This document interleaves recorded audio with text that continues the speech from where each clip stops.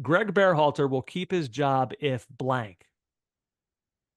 Greg Berhalter will keep his job if the US doesn't lose in the group and gets to the quarterfinal and advances slash loses with a good performance.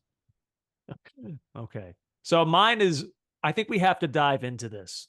I just said if the US play well, but we have to understand what that means. No, it's got to be There result. are benchmarks that they need to hit. The most obvious one is the first one you said. They have to advance out of the group. That is benchmark one. Yeah.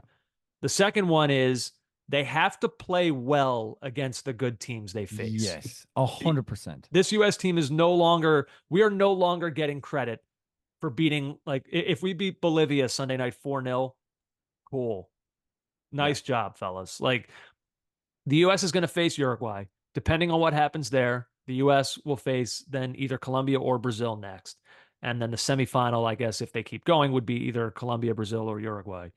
Don't love how they have this formatted, where they could face a group member before the final. Anyway, so like just stick to that Uruguay match for a sec. Like, and the quarterfinal.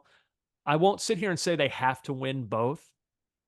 Like there's a little bit of, like, I'll know it when I see it to this, but I do think one of those games has to be a win. The Uruguay one is really the one where you need, if you had to pick one, you need a win there, because if you win that Uruguay game, there's a pretty good chance then it means you're avoiding Brazil until the semifinals, and you'd most likely get Colombia, which would still be hard. Um, there's some caveats to this, like, again, if they lose on penalties to like Brazil, I mean, that's tough. Some sort of bad call goes against them would be tricky. Losing and playing well, that would kind of The put us back amazing in this. lengths we're going to But it lay but out the is like parameters for it's him not keeping his job. is I yeah, yeah. But like the other thing that, like, part of this answer, I need the other thing for me with Berhalter and keeping his job, to go back to this definition of they need to play well.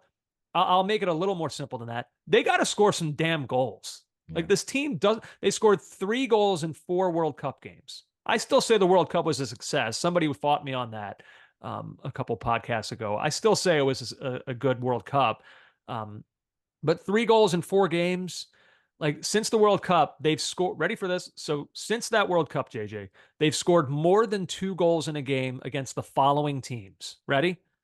Grenada, Mexico, St. Kitts and Nevis, Trinidad and Tobago, Uzbekistan, Oman, a bad Ghana team, Trinidad and Tobago again, Jamaica, and a bit of an asterisk for that Jamaica one because they had 0 goals until the 6th minute of stoppage time. Those are the only teams that the U.S. has scored more than 2 goals in a game against since the World Cup. Not You don't exactly a who's and who of the you world's don't elite. want Darwin Nunes at number 9. No, I want McAllister playing in balls to Balogun.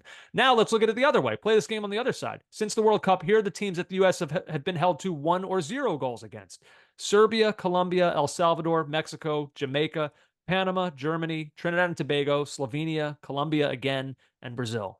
To actually become an elite team, you got to start scoring goals against other elite teams. It can't just be against St. Kitts and Nevis. All right. So I do need to see that. That's part of this for me. Okay, and I agree with that.